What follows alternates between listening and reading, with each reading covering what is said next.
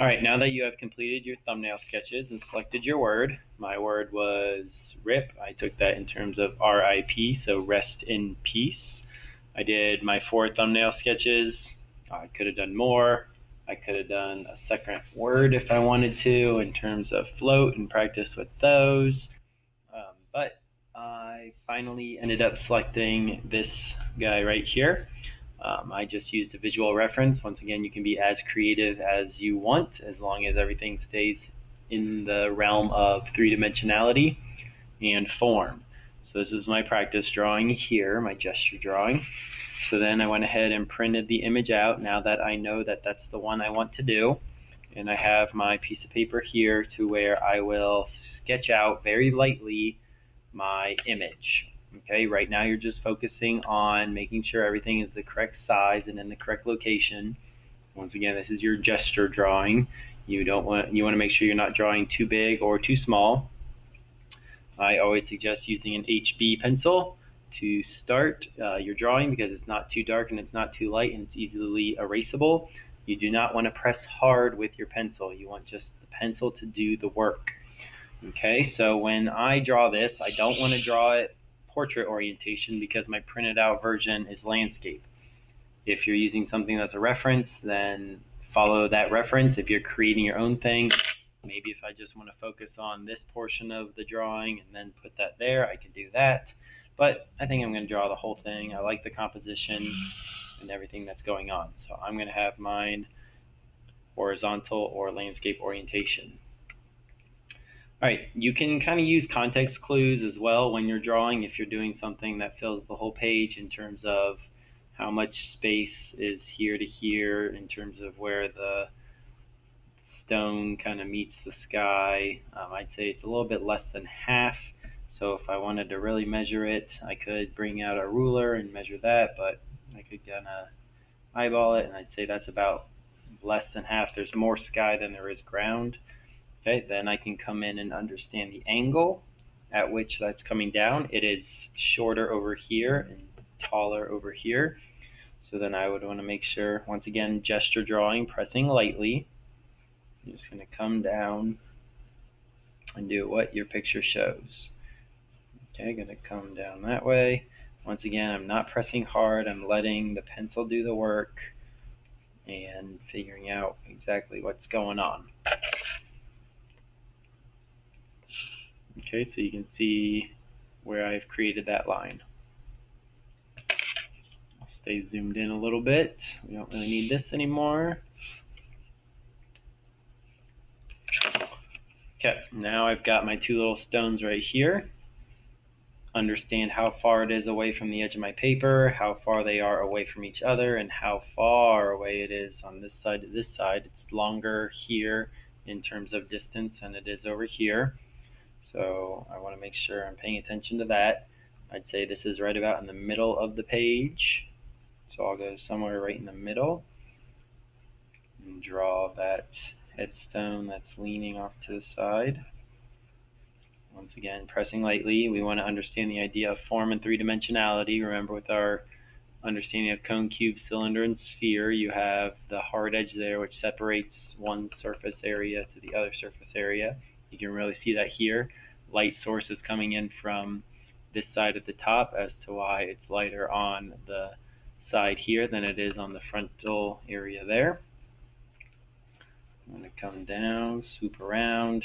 If I want to get super technical, I could use my pencil and angle that and then try and keep the same angle, and I think that's pretty spot on. Okay, and then I'm going to shoot down and mimic exactly what I see, start to develop that idea of 3-dimensionality.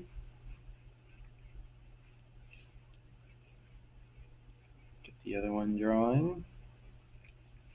It doesn't come up as high, so once you have something drawn, use that as context clues.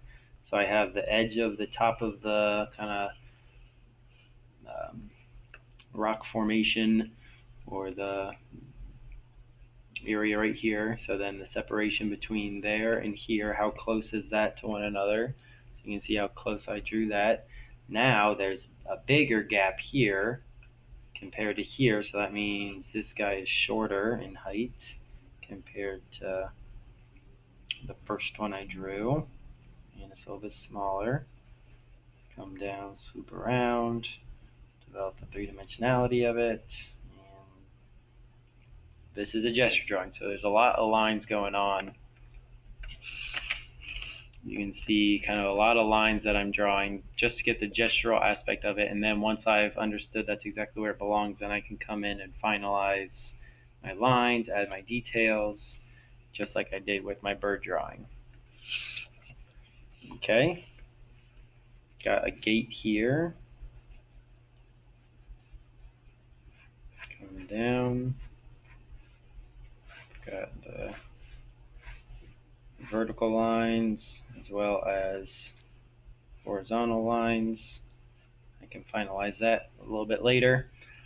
Okay, then I can use this as a context clue. Okay, so maybe where the bottom of this is right here, where that gets cropped off the page, if I shoot straight up, that's kind of where this little other area starts.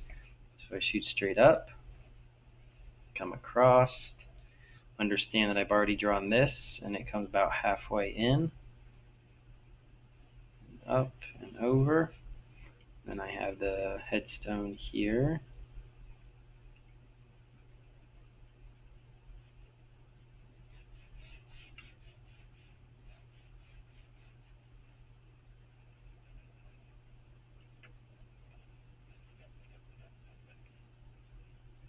Okay, then I'm going to branch up, create a little squarish part right here underneath the cross.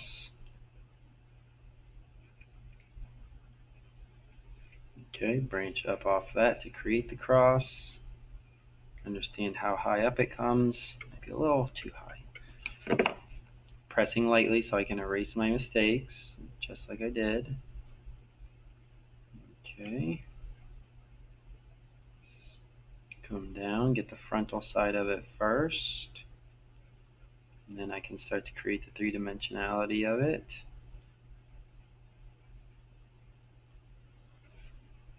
You want to always mimic the same shape you already drew. So that comes down and around, this comes down and around. And that mimics that angle, just like the cube that we've already drawn.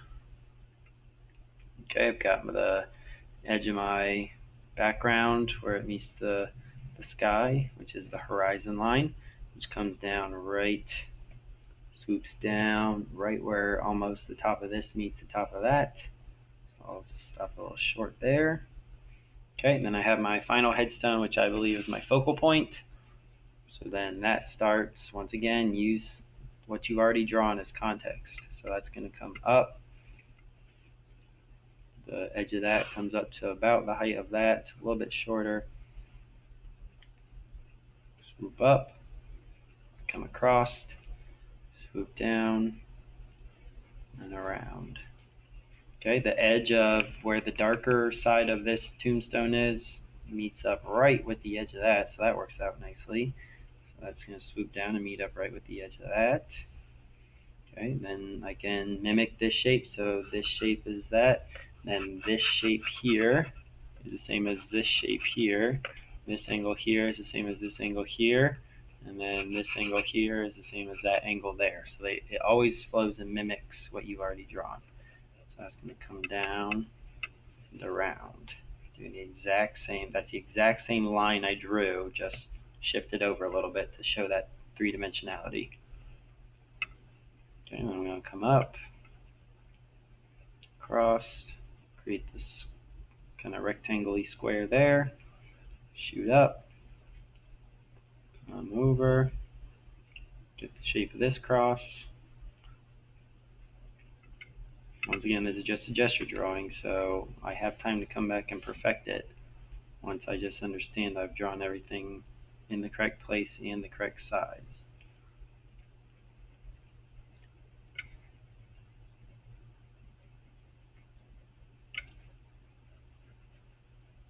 Okay, that meets up with that, so that shows that frontal side. You come over a little bit.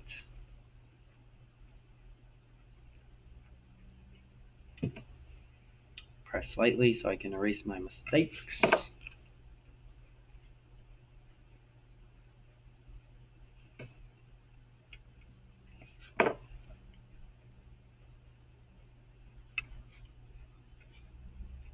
shoot across to the side. That comes straight down, this comes across as well. And I see this outer side here, creating a box, shoots down a little bit, curls, and comes down and stuff like that. Okay, so that is the quick start and understanding of my drawing to be based off the word RIP. Eventually I will come in and add all the details, highlights, shadows, values to develop form. So once my drawing is complete, which it is, now I'll next start to focus on all these little textural details where there's lighter values, darker values, using my full range of pencils, my H's and my B's, and developing exactly what I see. All right, so hopefully that helped any issues that might come about with your drawings. But aside from that, hopefully you can use the strategies and tips that I have informed you about to create very successful drawings based on the topic you selected for October.